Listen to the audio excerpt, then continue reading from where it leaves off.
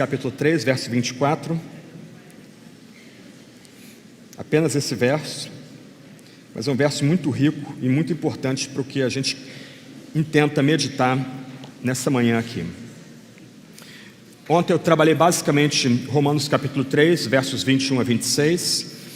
Romanos, de certa forma, é um dos livros mais importantes da Bíblia. Um estudioso da interpretação cristã sugeriu que toda a história da igreja pode ser resumida no impacto do livro de Romanos na própria igreja cristã. Em Agostinho, em Lutero, Calvino, John Wesley, Karl Barth, tantos outros foram impactados pelo livro de Romanos, e o livro de Romanos ou os transformou, ou transformou suas igrejas locais, ou transformou até mesmo a cristandade. O livro de Gálatas é outro livro importantíssimo para a fé cristã. Lutero, ele vai dizer, ou ele disse, que ele era casado com essa epístola. Era a epístola predileta dele. John Bunyan, que era um homem muito simples, muito humilde, com pouco nível de leitura, ele conhecia profundamente a Bíblia. Alguém sugeriu que se alguém furasse a pele de John Bunyan, em vez de sair sangue, escorreria a Bíblia, tanto que ele conhecia da Bíblia. E um dos poucos livros que ele leu, de fato, de capa a capa, foi o comentário de Lutero a Gálatas. Ele amava a epístola de Lutero, a epístola de Paulo aos Gálatas. E se você... Ato falho. E se você lê Peregrino com atenção e ler Gálatas, você vai notar que muitos dos temas de Gálatas estão presentes no Peregrino, especialmente interpretados por Martinho Lutero na epístola que ele escreveu. No tratado que ele escreveu a essa epístola, no comentário que ele escreveu a essa epístola. Ok, vocês entenderam. Ok. A gente vai pegando o tranco logo de manhã. Já tomei umas 3 xícaras de café. Mas Gálatas foi vital na época da Reforma. Lutero mesmo escreveu 2 comentários a essa epístola. Como eu disse há pouco, ele se dizia casado com essa epístola. Mesmo que Romanos ganhe mais vulto nos estudos contemporâneos sobre a Reforma, era Gálatas a epístola de combate de Martinho Lutero. Essa epístola foi escrita a um grupo de igrejas na região da Galácia. Hoje essa região seria a Anatólia, na Turquia contemporânea. A capital antiga dessa região era Ancira, atual Ankara, que é a capital da Turquia. Os moradores da Galácia seriam provavelmente, muito provavelmente, gente que veio da Gália, a terra de Asterix e Obelix, e migraram do que seria a França atual. Ok, vocês conhecem a referência aí. E eles mudaram da antiga Gália, atual França, para essa região do outro lado da Europa, na chamada Ásia Menor. E essa epístola tem um tom um pouco diferente. Romanos, um tratado mais elaborado de Paulo a respeito do Evangelho e dos benefícios que advêm do Evangelho, tem um capítulo inteiro falando dos seus amigos. Paulo cita mais de 30 amigos no capítulo 16 de Romanos. Gálatas não há menção a um único amigo de Lutero, nenhum colega de Lutero em especial. Em outras epístolas, Paulo elogia pessoas, recomenda pessoas. Lembra de Filipenses? Filipenses é só alegria, só elogio. Gálatas não tem uma palavra de elogio ou de recomendação.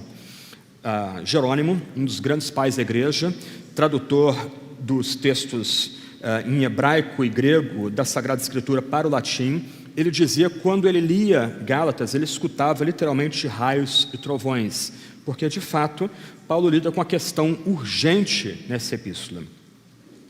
E a luta de Paulo nessa epístola, no primeiro século da igreja cristã, ainda que seja uma luta muito antiga, uma luta ainda presente entre nós.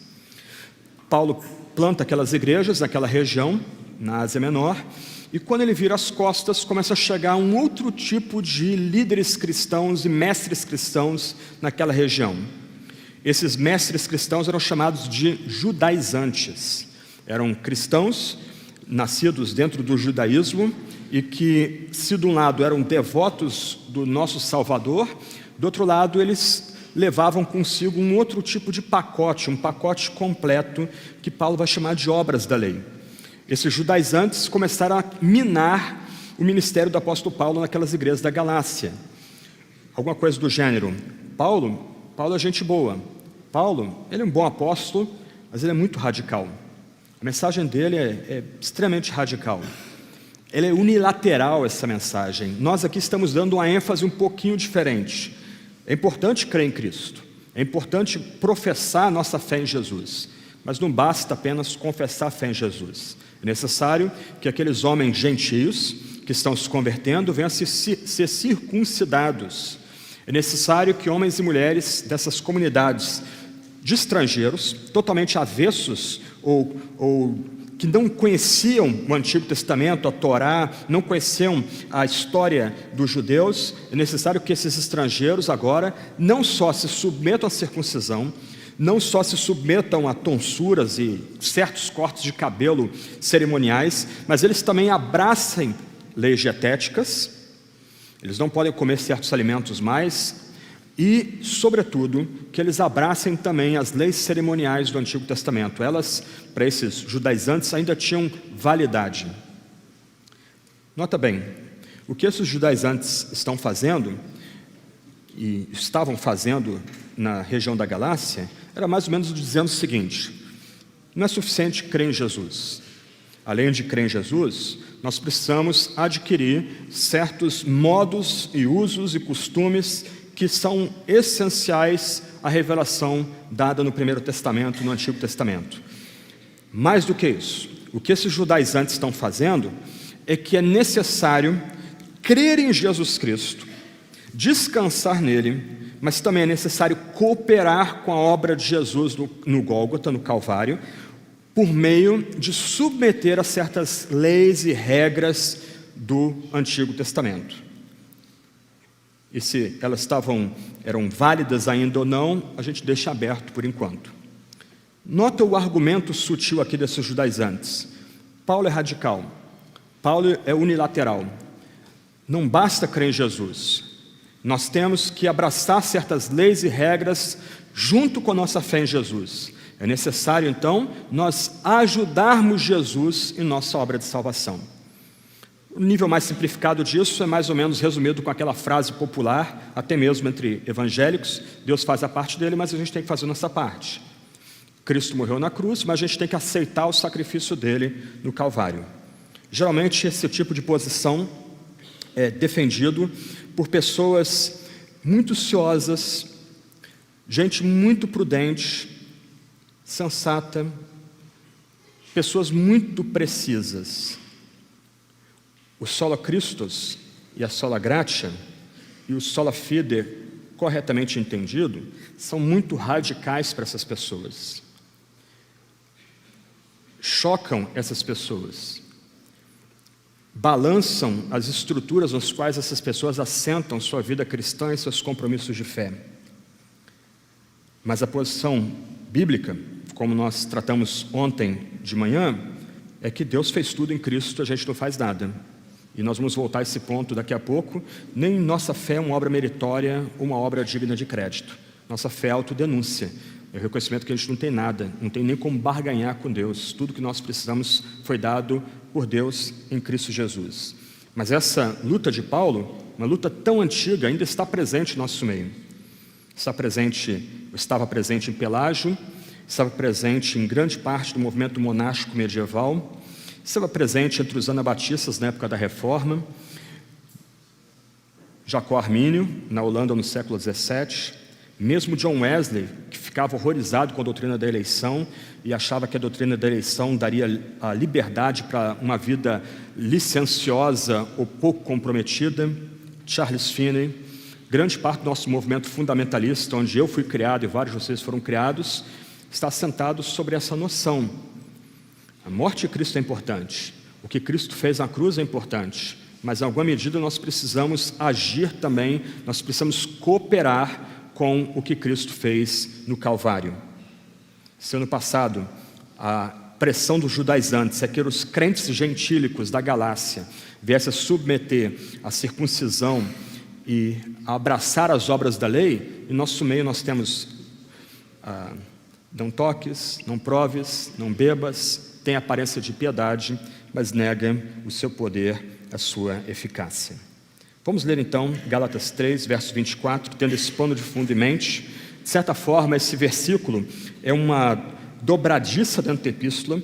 ele resume basicamente o argumento principal de Paulo nessa epístola. Gálatas 3, verso 24.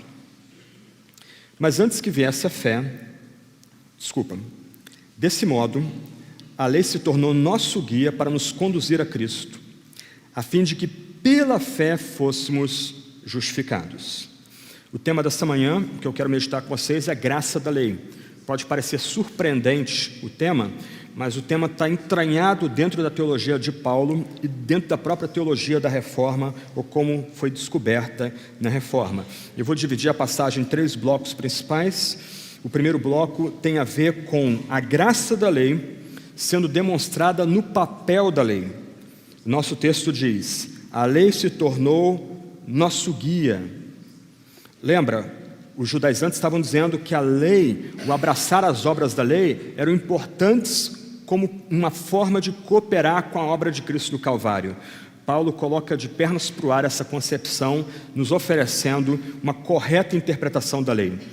Antes de avançar, você lembra que ontem, em Romanos capítulo 3, verso 21, a palavra lei aparece 2 vezes. Pelo menos a tradução que eu estava usando, a segunda menção à palavra lei foi grafada em maiúscula. A primeira menção tem a ver com a lei moral e a segunda menção com todo o Pentateuco. Em outras palavras, nos versos precedentes, Paulo está dizendo em Romanos capítulo 3 que a lei moral tem valor permanente. A lei moral nos coloca todos debaixo de pecado. A lei moral lembra que todos somos pecadores, todos carentes da misericórdia divina. E nós precisamos esperar por algo fora de nós, que é a justiça de Deus. E esse ensino de Paulo, como eu tentei notar ontem com vocês, não é novidade, mas está baseado no Pentateuco e nos profetas. É a mensagem do Antigo Testamento da forma mais profunda, e como Paulo vai desdobrar isso em Romanos capítulo 4, se vê isso na vida de Abraão e na vida também de Davi. Ok, primeiro ponto então, a graça da lei, e Paulo tem em mente aqui a lei moral, a lei dada no Sinai como um signo pactual. A graça da lei é demonstrada no papel da lei. Então nós lemos aí, pelo menos a versão que eu estou usando, a lei se tornou nosso guia. Na Almeida Revista Atualizada, a palavra aí é uma transcrição, a lei se tornou nosso aio. Essa palavrinha antiga, ela comunicava a ideia de que nas famílias ricas havia geralmente um tipo de escravo culto que cuidava dos filhos da família. Você tem que lembrar, eu mencionei isso de passagem ontem, que o estatuto de escravidão no mundo antigo não era baseado em etnia, pigmento da pele, mas era baseado na derrota no campo de batalha. Se certo povo fosse derrotado no campo de batalha, aquele povo era escravizado. Então, não raro em Roma, se encontraria homens e mulheres de pele clara, olhos claros, cabelos claros, que foram capturados na Germânia, foram capturados na Panônia, foram capturados na Bretanha ou na Gália, e agora estavam sendo vendidos como escravos à capital do Império. Mas também os gregos sofreram assassina. Eles foram capturados por Roma mais ou menos 150 anos antes dessa epístola ter sido escrita. Eles agora eram vassalos de Roma. Então, não raro, famílias ricas compravam escravos gregos, cultos, dominavam filosofia, dominavam direito, dominavam retórica, e esses escravos se tornavam aios. Eles cuidariam dos filhos dessa casa rica. Eles escoltariam esse menino para a escola, eles levariam esse menino para a escola, eles trariam de volta esse menino da escola. Sobretudo, esses aios, esses guias, eles aplicariam deveres disciplinares de cunho moral para esses meninos ricos. Algumas vezes, os mais velhos aqui vão lembrar, usando até castigos físicos. Meu pai foi criado década de 40, década de 50, então havia-se a palmatória para quem errava a tabuada. Então, a criança que errava a palmatória tinha que estender a mão para o professor e só escutava aquele barulhinho. Pof!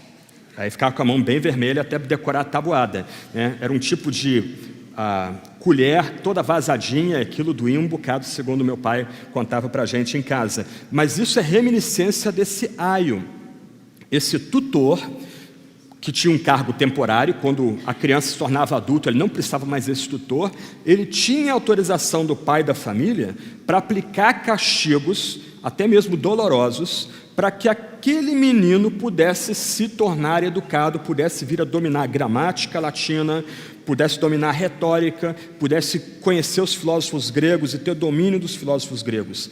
Da palavra aio deriva-se a palavra pedagogo, e na acepção antiga tinha a noção de guardião, tutor, um escravo atendente, literalmente um guia de crianças. Paulo começa dizendo aqui então: a lei se tornou nosso aio, nosso pedagogo, nosso guia de crianças. A ideia que Paulo quer comunicar a gente aqui é que a lei tem uma função temporária e uma função permanente. Lembra, a lei em vista aqui é o decálogo. As exigências que Deus faz a nós, a todos nós juntos, dada no decálogo, de forma resumida no decálogo. Paulo então usa uma metáfora, aio, o guia, o pedagogo, para tratar do papel que a lei desempenha sobre aqueles que são confrontados com a mensagem cristã. Como então a lei desempenha essa função de pedagogo, de aio? Como a lei desempenha no passado e para nós aqui esse papel de um mestre de crianças, que nos educa algumas vezes até mesmo de forma dolorosa? Um ponto importante então é que a lei é nosso guia, e você já tem a passagem completa aí. Ele é nosso guia para nos conduzir a Cristo, por meio do qual pela fé nós somos justificados. Essa lei é nosso guia, é nosso aio, ao descobrir e revelar as nossas transgressões. Há pelo menos 3 palavras bíblicas para resumir o ensino daquilo que nós fazemos que ofende a majestade divina. A palavra mais conhecida é pecado, e nós vamos falar dela aqui, e basicamente pecado é errar o alvo. E eu preciso chamar a sua atenção aqui, que muitas vezes a gente não encara com seriedade essa definição, porque ela é desconectada da lei, ok? Quando nós pecamos, nós estamos errando o alvo. Que alvo? A lei dada por Deus, a lei como exigência de santidade, que nós somos chamados a cumprir. Outra palavra importante é iniquidade, que dá a ideia de que o que nós cometemos diante de Deus é algo sujo, algo imundo. Mas também outra palavra que é usada na Bíblia é transgressão.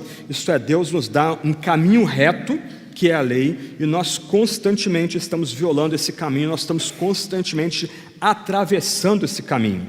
Então a lei nos é dada como guia, como aio, para descobrir os nossos pecados e transgressões, tornar claro, expor aquilo que nós fazemos e que ofende a majestade divina. Eu vou ler vários textos bíblicos e conectando-os com o tema principal. Por exemplo, em Gálatas mesmo, capítulo 3, verso 19, você tem aí no quadro, Paulo vai dizer que a lei é dada para mostrar as coisas que são contra a vontade de Deus. Então a lei é dada para revelar os nossos pecados, o nosso errar o alvo que é feito contra o próprio Deus. Então a lei é nosso guia, a lei é nosso aio, ao revelar aqueles pecados que nós cometemos. E aqui é um ponto importante, que nós cometemos sobretudo contra Deus. Algumas vezes nossas motivações para não pecarem parecem nobres, mas não são nobres. Nós não queremos pecar para não ofender uma pessoa querida. Nós não queremos pecar para não escandalizar a igreja. Mas irmãos e irmãs, o que Paulo começa a mostrar aqui é que a lei é esse nosso guia duro, esse professor rude, que lembra que quando nós pecamos, nós estamos quebrando a vontade revelada do próprio Deus. A lei é um guia duro, porque ela lembra, ou ela coloca diante de nós, que onde não há lei, também não há transgressão. Então, onde não existe lei, para realizar essa obra de tornar claro o que é contra Deus, o pecado aparentemente não aparece. E esse é um problema de comunidades muito legalistas. Fala-se muito, por exemplo, de que crentes não podem beber, crentes não podem fumar, há um tipo de código de conduta quanto à roupa de crentes. Cria-se um ambiente quase neurótico dentro dessas igrejas, pessoas adoecidas, pessoas entristecidas, pessoas quebrantadas, mas pessoas que fazem juízo de valor muito rápido de outras pessoas. E essas pessoas, mais uma vez, muito ciosas, muito prudentes, muito sensatas, estão muito satisfeitas porque elas submetem esses códigos de conduta não escritos. E elas entendem que por submeter esse código de conduta, elas estão quites com Deus, elas estão numa relação correta com Deus. Lê do engano. A lei aqui, quando é pregada, revela todo o pecado que há em nosso coração. Nós somos idólatras, nós somos blasfemos, nós violamos o tempo nosso de descanso, nós temos a visão pequena demais de Deus. Nós, ao odiarmos pessoas em nossa mente, no nosso coração, nós quebramos o mandamento de não assassinar, nós cobiçamos os bens do próximo, etc, etc. Quando a lei nos é dada, quando ela é colocada diante de nós, nós descobrimos que essas transgressões começam a aparecer. E se de um lado, para aqueles que se submetem a regras de conduta legalistas, o que resta é neurose, aquele sentimento de culpa permanente que nunca é pacificado. Do outro lado, como nós vamos ver daqui a pouco, aqueles que são atingidos pela lei, eles são justificados, ou eles, ao serem conduzidos a Cristo, eles recebem a justiça que vem da fé. Então, a lei é um guia rude, duro, porque a lei lembra que onde ela não é pregada, onde ela não é ensinada, o pecado de fato não aparece. E aí nossas igrejas têm aqueles porões cheios de esqueletos, cheios de problemas não resolvidos, não tratados, ligados a pecado, mas todos satisfeitos com as suas roupas, com as suas regras não escritas, etc, etc. A lei é nosso guia, porque ela coloca o pecado na perspectiva correta, tornando excessivamente maligno, posto que o pecado é cometido contra o próprio Deus, é um ataque contra a própria majestade de Deus. Paulo, em Romanos 5:20, vai dizer que a lei veio para aumentar o mal. Em Romanos 7:7, ele diz: a lei que me fez saber o que é pecado, pois eu não saberia o que é a cobiça se a lei não tivesse dito, não cobice. Então, a lei é nosso guia, porque ela coloca o pecado na perspectiva correta, torna o pecado excessivamente maligno, lembra que o nosso pecado é sobretudo um ato de rebelião contra o próprio Deus, que é totalmente santo. A lei também é nosso guia, porque ela revela quão terrível é o pecado. Romanos 7:13 diz: a fim de que pelo mandamento se mostrasse o pecado, se mostrasse extremamente pecaminoso. A nova tradução da linguagem de hoje diz que é pelo mandamento que o pecado é revelado como mais terrível ainda. A lei então é esse guia duro, rude, que nos é dado para revelar, para descobrir e revelar nossas transgressões. Sobretudo, a lei é nosso guia para lembrar que o nosso pecado é uma ofensa contra o próprio Deus. Quando nós quebramos os mandamentos, nós estamos ofendendo o próprio Deus. Por isso que no Sinai, ao final da entrega do decálogo, o povo a uma só voz exclama: não fale Deus conosco, senão morreremos. Essa é a perspectiva correta de quem começa a ser confrontado com a lei. Não fale conosco. A lei é muito elevada para a gente não consegue cumprir os mandamentos. A lei lembra a absoluta santidade de Deus. Deus é completamente santo, completamente reto, não há uma mácula em Deus, Ele é totalmente puro. E nós somos pecadores, nós estamos no erro, nós somos transgressores, nós somos iníquos. Não fale Deus conosco, senão nós morreremos. Eu costumo brincar, a gente canta muita tolice em nosso meio, infelizmente, mas eu costumo brincar que aquela música Eu Quero é Deus é a música do maluco, do louco. A gente só para de cantar aquela música, só vai parar de cantar aquela música quando a gente virar para o lado e a pessoa que estava pedindo para ver Deus do nosso lado, aí você encontra só um pedacinho assim de cinza, né? Um montinho de cinza. Aquela pessoa foi consumida pelo Deus vivo. Pessoas que pedem para ver Deus, a face de Deus, a Deus de forma imediata, não por meio de Cristo, eles não sabem o que estão pedindo.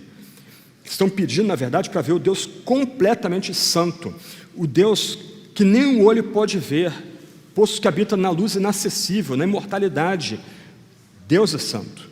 Não fale Deus conosco, senão morreremos. Essa é a perspectiva correta daquele que entende de fato a lei como guia, um guia para revelar, para trazer à tona os nossos pecados e transgressões. João Calvino explica essa passagem da seguinte forma: a lei, ao exibir a justiça de Deus, os convenceu, os leitores originais, de sua própria injustiça, pois os mandamentos de Deus, como através de um espelho, puderam ver quão longe estavam da verdadeira justiça, e assim foram lembrados de que a justiça tem de ser buscada em outro lugar. As ameaças da lei os compeliram, os pressionaram a buscar refúgio da ira e da maldição divina. Aliás, essas ameaças não lhes deram descanso enquanto não se obrigaram a buscar a graça de Deus. A lei se tornou nosso guia. A lei é nosso guia ao revelar, ao trazer à tona as nossas transgressões e pecados. Confrontados pelo Decálogo, resumo das exigências morais de Deus, a gente lembra que nossos atos de rebelião são atos de rebelião contra o Senhor, contra Deus, contra o Deus que comanda o cosmos, contra o Deus imortal. Irmãos e irmãs, não sei se vocês já refletiram sobre isso, mas se, sendo Deus eterno, os nossos atos de rebelião, as nossas transgressões, nossas quebras de mandamento, são atos de rebelião que ecoam por toda a eternidade. E nada que façamos, posto que somos mortais, estamos presos ao tempo, nada que façamos pode satisfazer esse Deus que é eterno, imortal, todo santo, todo puro.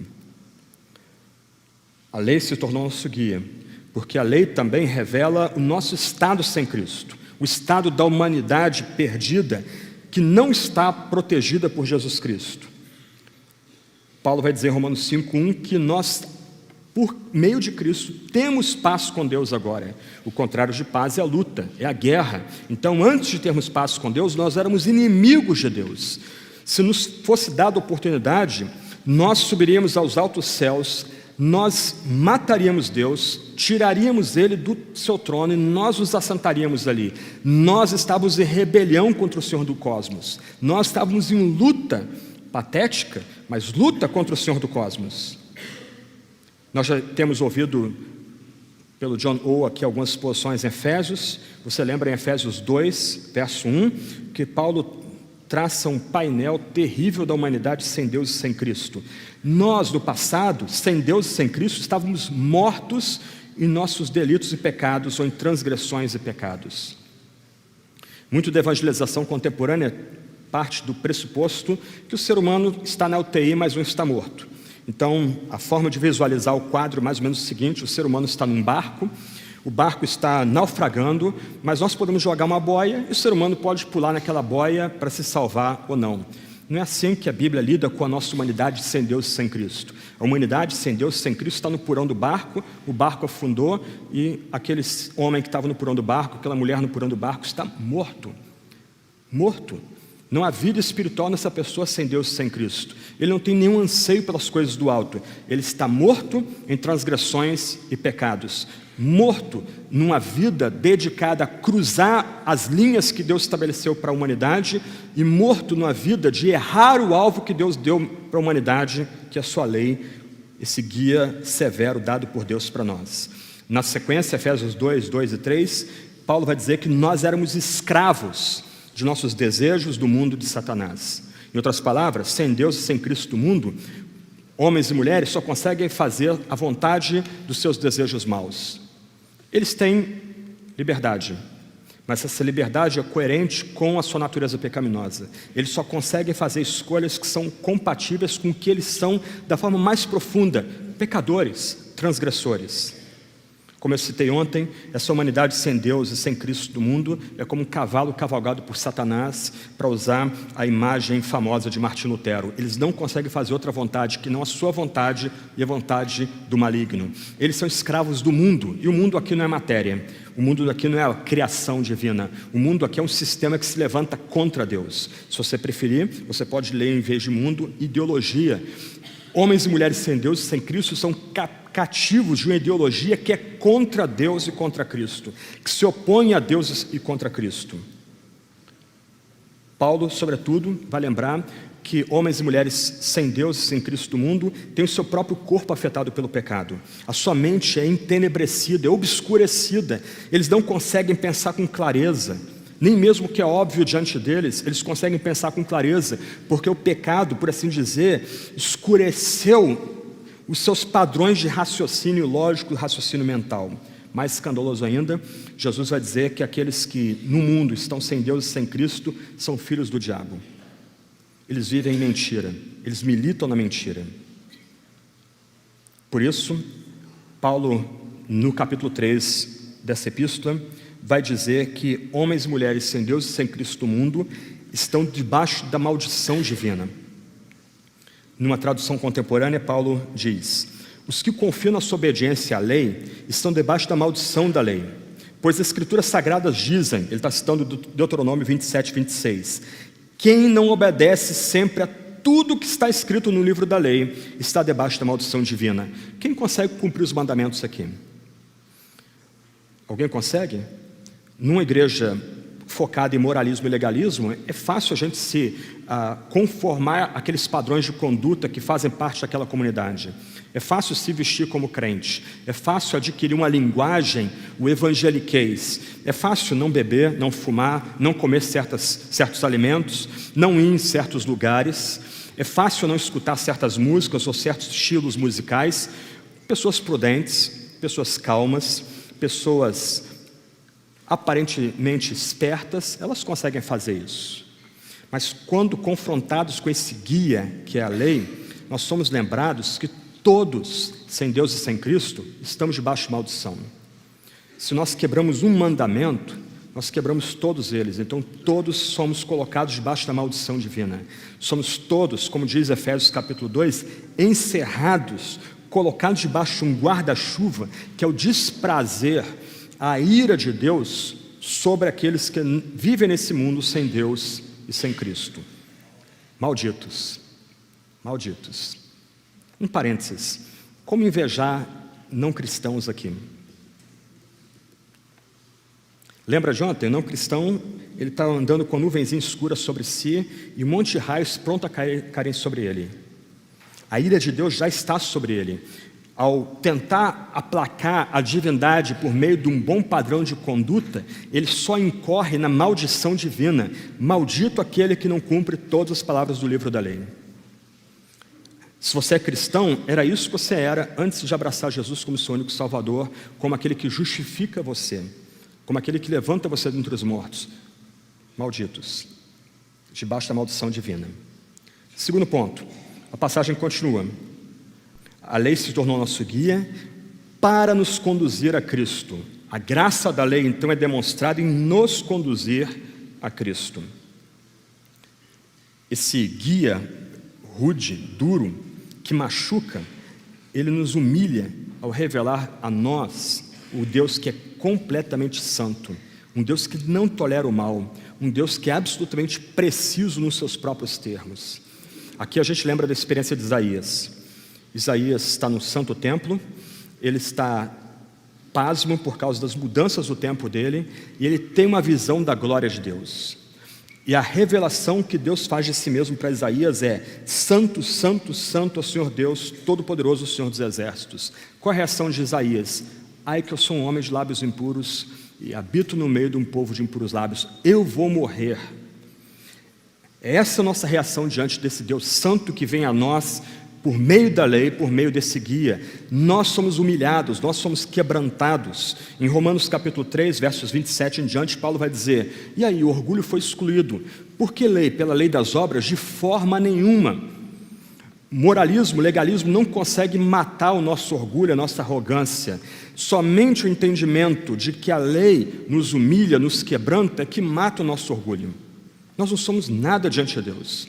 Ele é santíssimo, Ele é 3 vezes santo. Nós somos homens e mulheres de lábios impuros, habitamos no meio de um povo de impuros lábios. A lei vem a nós, nos colocando todos no mesmo nível, todos humilhados, todos quebrantados, todos rebaixados, porque só há um santo, só há um reto, só há um puro, que é Deus. A lei nos conduz a Cristo ao nos convencer do nosso estado de miséria. E aqui a gente começa a tentar entender corretamente a relação do Antigo e Novo Testamento quanto à graça divina. E vale a pena você voltar ao livro do Goldsworth depois. No Antigo Testamento a lei é dada no Sinai. E a lei é dada no Sinai por meio de raios e trovões, grande temor e pavor. E a lei é dada no Sinai para humilhar todo o povo, para quebrantar todo o povo, lembrar o povo da aliança que eles são pecadores, dependentes e carentes da graça divina. A lei dada no Sinai humilha o povo de Deus e conduz o povo de Deus para o tabernáculo. Aqueles sacrifícios que são ensinados ao povo da aliança no livro de Levítico, eles são eles apontam para Jesus Cristo. Posto que são sacrifícios de valor temporal, dados por homens, eles precisam ser renovados dia a dia. Mas em Hebreus nós lembramos que aqueles sacrifícios apontavam para Jesus, e Jesus veio uma única vez, entregou-se a si mesmo uma única vez, e agora o seu sacrifício tem valor atemporal. Como o autor de Apocalipse vai lembrar, em Apocalipse 13, o Cordeiro é digno porque foi morto desde antes da fundação do mundo. Aqueles sacrifícios eram sombra, mas eles eram dados naquela conjuntura para lembrar que a lei quebranta, a lei humilha, mas o povo da aliança no Antigo Testamento, o povo de Deus no Antigo Testamento, era confortado, experimentava o perdão por meio dos sacrifícios feitos no tabernáculo e depois no templo. A lei moral conduzindo a lei cerimonial. A lei dada no Sinai, levando o povo para o tabernáculo e depois para o templo, lugar do encontro com Deus, o Santo dos Santos, onde a ira de Deus era satisfeita ano após ano pelos sacrifícios de expiação feitos naquele lugar. Mas, como eu já disse, o tabernáculo apontava para o Cristo prefigurado. No Novo Testamento a gente tem o mesmo padrão. João Batista abre seu ministério dizendo: produzir frutos próprios de arrependimento. Mas depois ele diz: eis o Cordeiro de Deus que tira o pecado do mundo. Se ele ficasse só na primeira palavra, arrependei-vos, as pessoas entrariam em desespero. Mas elas são lembradas que, confrontadas com a lei, elas são conduzidas a Cristo por essa lei, despojadas de justiça própria, despojadas das suas próprias fantasias, que elas supõem podem colocá-las numa relação correta com um Deus vivo. Arrependei-vos, eis o Cordeiro de Deus. Jesus diz para Nicodemos: importa que você nasça de novo. Quem pode nascer de novo? Essa é a pergunta de Nicodemos. Isso é impossível para a gente, humanamente falando, mas espiritualmente falando, que é o ponto da passagem, ponto que Jesus quer levar Nicodemos, isso é impossível para Nicodemos também. Como é que ele pode se refazer? Somente o Espírito que sopra onde quer pode fazer isso nele. Ele precisa de algo fora dele para que ele seja reconectado com o Altíssimo. Talvez a história que melhor ilustre esse ponto aqui é o encontro de Jesus com o jovem rico, em Mateus capítulo 19, verso 16 a 30. Aquele jovem rico, ele faz o que todo evangelista gostaria que acontecesse com ele. Ele que procura Jesus, não é Jesus que o procura. Ele vai a Jesus. Só que ele já chega a Jesus com uma atitude um pouco estranha. Ele já vem a Jesus chamando de bom mestre. E Jesus rapidamente entende o que está acontecendo ali. Aquele rapaz, ele quer bajular a Jesus, ele quer, por assim dizer, levantar a bola de Jesus para receber muito bom, você está fazendo isso direito. E Jesus estabelece o ritmo da conversa. Ele logo de cara vai dizer: olha, bom só Deus que é bom. E imediatamente ele pergunta para aquele jovem: você guarda os mandamentos? Aí o jovem: oba, agora estou em casa, aqui é uma área que eu domino, eu fui criado nesse ambiente. Ele pergunta: quais? E aí Jesus começa a dizer, aliás, ele começa a responder a Jesus: olha, não matarás, etc. Faço isso desde menino. Aí Jesus faz uma pergunta, a única pergunta para ele, uma exigência, melhor dizendo. Ele diz: pega tudo que você tem, vende, dá para os pobres, aí você me segue. Os eruditos aí da área de evangelhos vão debater qual mandamento Jesus está de fato usando ali para confrontar o jovem rico. Alguns vão sugerir que Jesus está usando o primeiro mandamento: não terás outros deuses diante de mim. Outros vão sugerir que Jesus está usando o último mandamento: não cobiçarás. Não importa aqui o ponto, o que importa é que Jesus, como um bom médico de alma, está usando a lei como um tipo de bisturi para mostrar que o coração daquele rapaz, cheio de ídolos ou cheio de cobiça. No coração daquele rapaz, o que reinava não era Yahvé com suas exigências santas, ainda que houvesse conformidade externa, mas o que reinava no coração daquele rapaz era riqueza. O que ele cobiçava de forma mais profunda, sua preocupação última era a riqueza. O texto bíblico diz que o jovem sai rico, o jovem rico sai triste. O texto bíblico vai dizer que Jesus amou aquele jovem, e a situação é tão escandalosa, porque aquele jovem que procurou Jesus, um jovem rico, um jovem de boa família, um jovem talvez bem situado naquela sociedade do primeiro século na Judéia, os discípulos vão perguntar para Jesus: quem então pode ser salvo? A resposta de Jesus, eco das palavras ditas a Abraão, é: isso é impossível para os homens, mas para Deus tudo é possível. A lei é o nosso guia. A lei nos é dada como um guia que nos conduz a Cristo, completamente despojados de justiça própria, completamente despojados de autossuficiência. A lei nos moe, por assim dizer. Ela nos desconstrói para que, se nós nos achegarmos a Cristo, a gente venha a ser reconstruído pelo próprio Jesus. Quando a lei é pregada, essa é uma pergunta que vai ser feita. Peraí, eu preciso disso, mas eu não consigo. Esse é o ponto-chave da evangelização. A evangelização que é verdadeiramente bíblica coloca a gente na encruzilhada. Nós estamos ouvindo sobre a lei como um guia, a lei como um aio, como um professor duro, e a gente começa a pensar: ok, a lei realmente me quebra, eu não consigo me submeter constantemente aos ditames, às exigências da lei, eu não consigo cumprir a lei ponto a ponto, eu cumpro um mandamento, quebro outro. Literalmente, eu estou destapando os pés para tentar tapar a cabeça. Aí a gente diz, numa dessas estradas da encruzilhada que a evangelização correta nos coloca: eu preciso de salvação, eu necessito de salvação.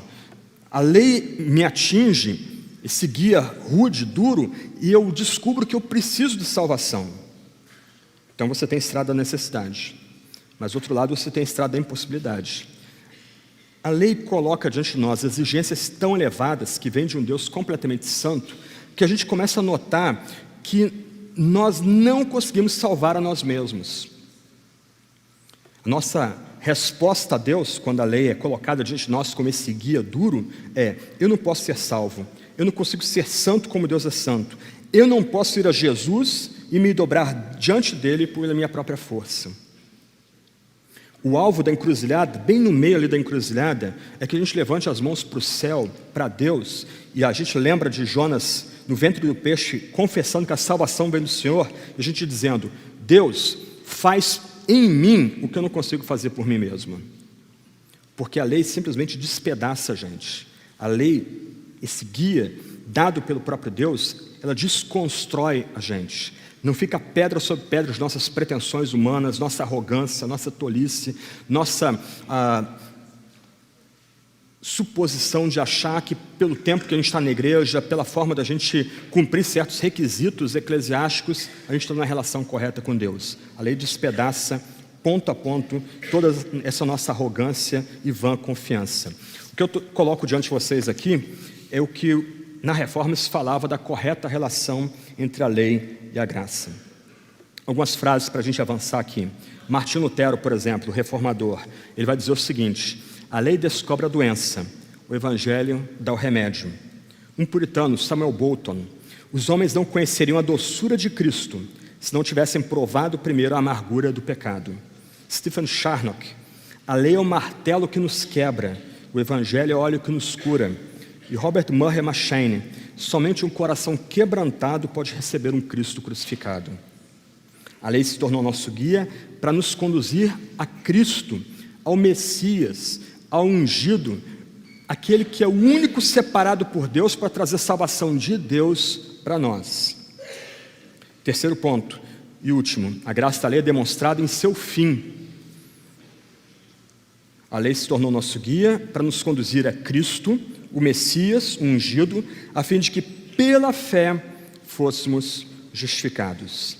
A fim de que a lei coloca todos nós juntos numa situação tão desesperadora que nós só podemos esperar a libertação de algo fora de nós, não em nós mesmos. Ontem tentei responder aqui a pergunta sobre 1 João capítulo 1, verso 9, e eu tentei mostrar muito rapidamente que a preocupação de João, diferente de Paulo, é com a obra interna do Espírito em nós. com a experiência que nós temos diária com a graça de buscar perdão e nos sentirmos purificados dia a dia. A preocupação de Paulo aqui é outra. A preocupação de Paulo é toda externa. Diante do Deus vivo, diante do Criador do universo, diante do Senhor de todo o cosmos, nós estamos no erro. Nós somos pecadores, nós somos transgressores, nós quebramos os mandamentos. O guia que nos é dado não tem o poder de nos conectar com Deus. Nós precisamos buscar salvação e libertação sobre outro princípio que está fora da gente, que é a justiça que vem de Cristo dada a nós e recebida pela fé somente. O eco aqui é Abacuque 2, verso 4. Você lembra, justos pela fé, os justos pela fé permanecerão, como diz o profeta. O apóstolo continua aqui, a fim de que, pela fé, nós vamos escutar algumas preleções sobre a fé aqui ainda, com Tripp, mas como eu disse ontem, a fé não é obra meritória. Além do Novo Testamento nos ensinar que a fé é um dom concedido, ainda que exigido de pecadores, a fé é autodenúncia. A fé é o reconhecimento que nós não temos nada para barganhar com Deus e com Cristo. A fé é estender mãos vazias para o Cristo crucificado, para o Cristo machucado, moído na cruz em meu lugar e seu lugar, em nosso favor, por causa de nossos pecados. A fé é autodenúncia, é o reconhecimento que a gente não tem nada, não temos poder nenhum, não temos nada para trocar com Deus, posto que Ele é santo e nós somos pecadores e transgressores. Então, a lei é o nosso guia, que nos conduz a Cristo despojados de justiça própria, humilhados, quebrantados, a fim de que, por meio da fé somente, e aqui tem a palavrinha bonita, a gente seja justificado.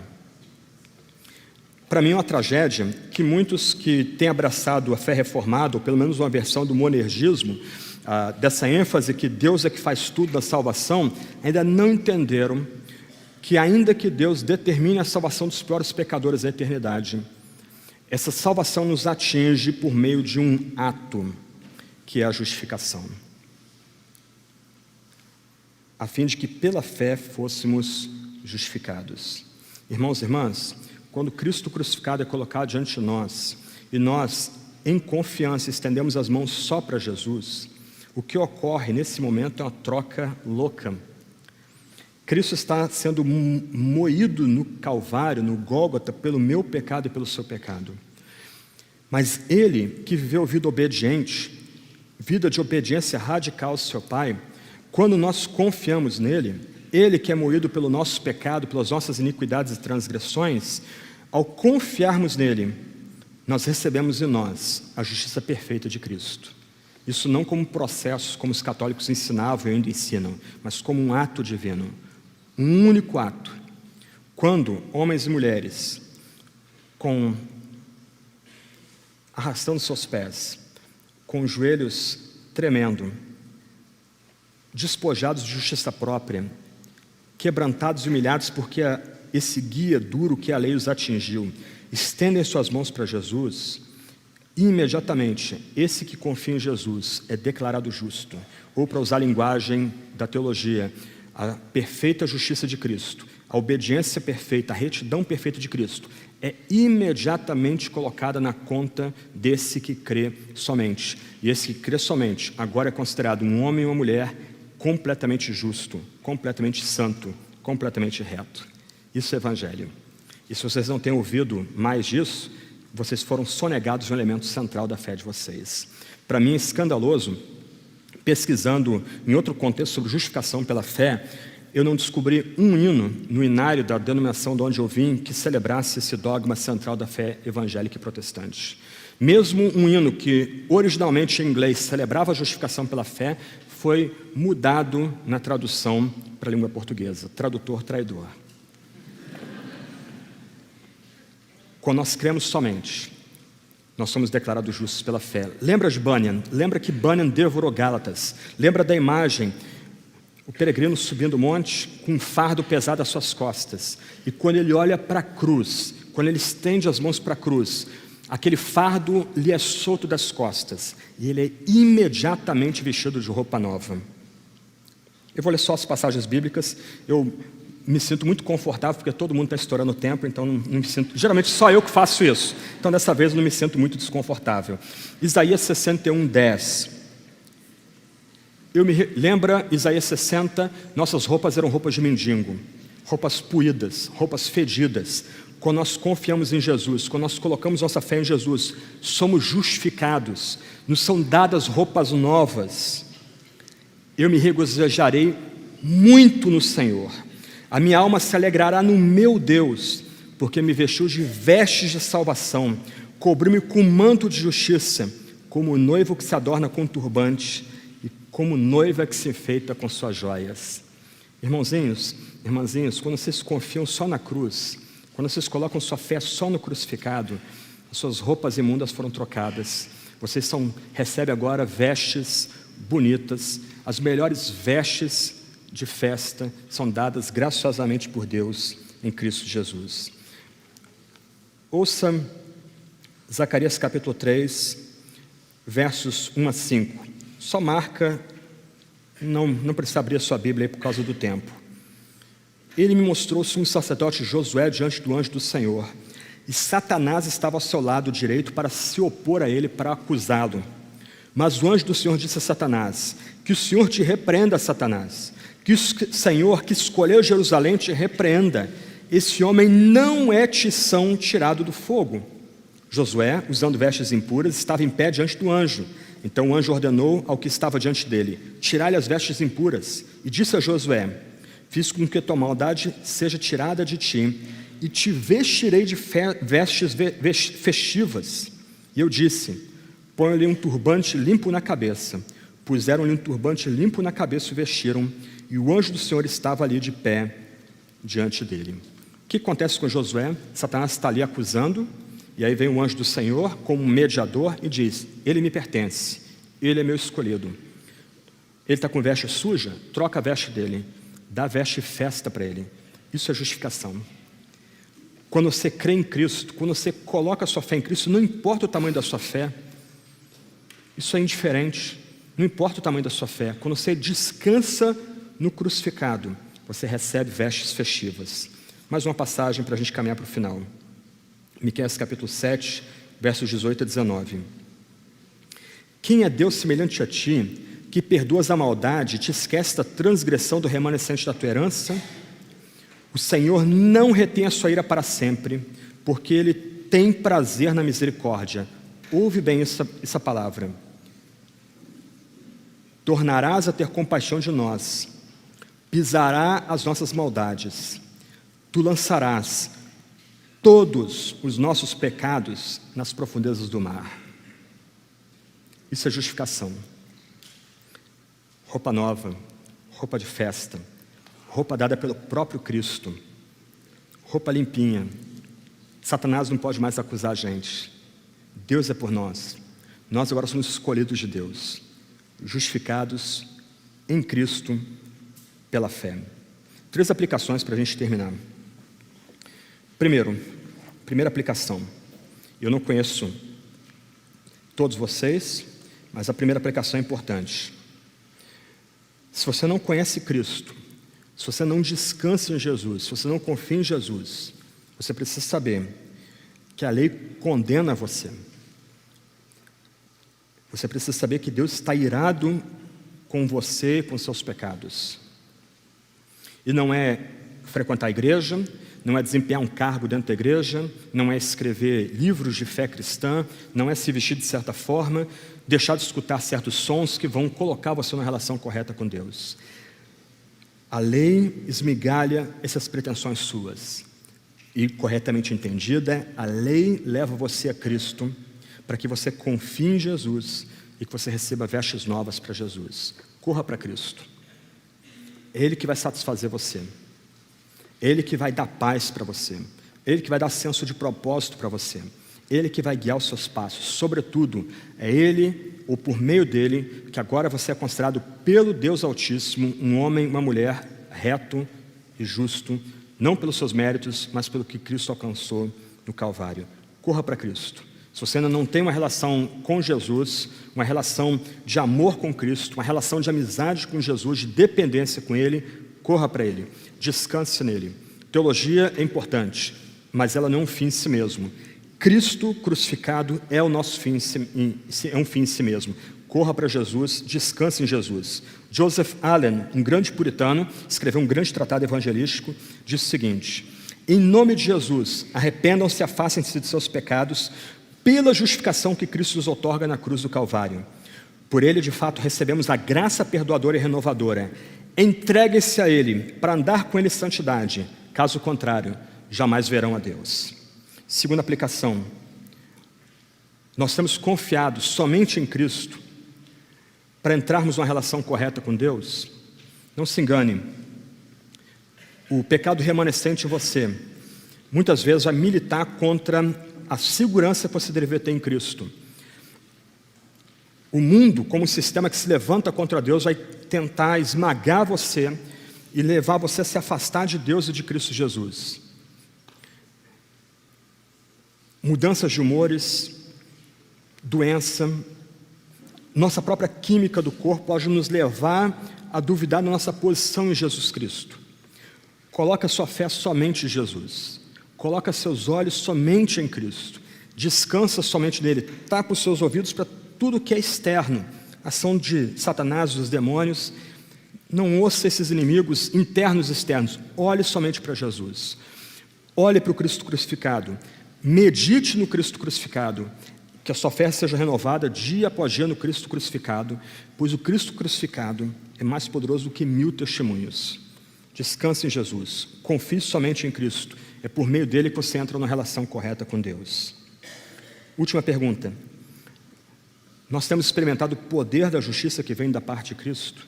Será que nós descansamos essa justiça triunfante que, ao crermos, mesmo de forma vacilante, com fé pequena como um grão de mostarda, será que nós descansamos essa justiça que recebemos pela fé, que a fé se apropria? Ontem, no momento de perguntas e respostas, uma irmã, com muita coragem, ficou de pé e fez uma pergunta bastante difícil, e quem estava ali ouviu aquela pergunta. Infelizmente, na medida que a doutrina da justificação pela graça é eclipsada e abandonada em nosso meio, perguntas como aquela, ou situações como aquela irmã passou e compartilhou conosco ontem, elas vão continuar se repetindo. Pessoas fazendo juízo de valor com muita rapidez, proferindo palavras impensadas, supondo que a graça tem que ser atualizada momento após momento por causa de uma suposta obra de arrependimento nossa. Irmãos e irmãs, ao crermos em Jesus, nós estamos escondidos em Cristo. Isso é um ato. Ao confiarmos em Jesus, nós somos revestidos em Jesus Cristo, ou por Jesus Cristo. Ao descansarmos em Cristo, nós somos imediatamente declarados justos por causa de Jesus Cristo. Essa doutrina não é nova, ainda que esquecida em nosso meio. Eu amo o Catecismo de Heidelberg e queria terminar com a citação dele. E aquela irmã e aqueles que escutaram a questão que a irmã levantou ontem podem pensar no que o Catecismo ensina para a gente. É pergunta 60, depois você pode voltar ao Catecismo, tem na internet. Veja depois com paciência, com calma, a base bíblica do Catecismo. A pergunta: como você é justo perante Deus? Olha a resposta tão linda, que resume tudo que eu tentei ensinar ontem e hoje para vocês. Somente por fé verdadeira em Jesus Cristo. Mesmo que, olha, presta atenção, mesmo que minha consciência me acuse de ter pecado gravemente contra todos os mandamentos de Deus, e de não ter guardado nenhum deles, e de ser ainda inclinado a todo o mal, todavia, Deus me dá, sem nenhum mérito meu, por pura graça, a perfeita satisfação, a justiça e a santidade de Cristo. Deus me trata como se eu nunca tivesse cometido pecado algum, ou jamais tivesse sido pecador, e como se pessoalmente eu tivesse cumprido toda a obediência que Cristo cumpriu por mim. Esse benefício é meu, somente se eu aceitar pela fé de todo o coração. Isso é Evangelho. Isso é o cerne da tradição da Reforma. Quando a gente celebra esses 5 solas, isso é o coração. Todos os outros 4 solas giram em torno dessa graça que é triunfante, uma graça campeã, uma graça que nos atinge em pecado e miséria, em dúvida, em assalto satânico. E quando nós confiamos em Cristo somente, aí nós somos revestidos, nós somos declarados homens e mulheres completamente justos e retos, ao ponto que nos é assegurado que no último dia nós vamos nos assentar com o Todo-Poderoso para julgar os anjos. Vamos orar.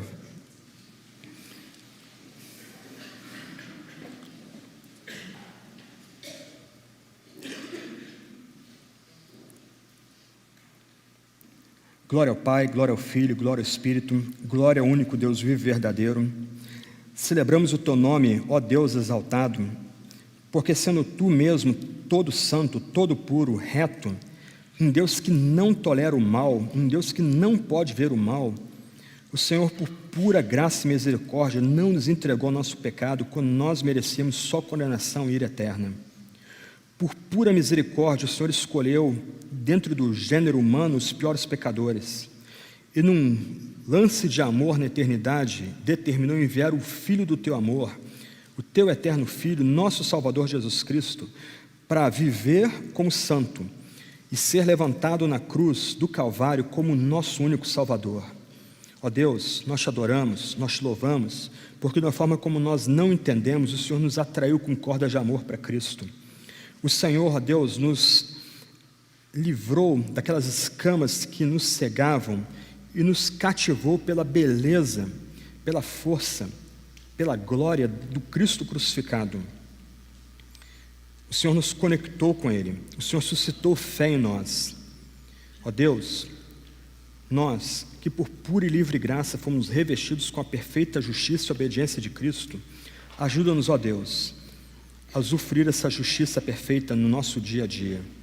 Ajuda-nos, ó Deus, a vivermos, de fato, como homens e mulheres que, tendo crido em Jesus, são justos, são santos, não por causa do nossas próprias boas obras, que não são nada diante de Ti, mas por causa do que Cristo fez em nosso favor e nosso lugar naquela cruz solitária.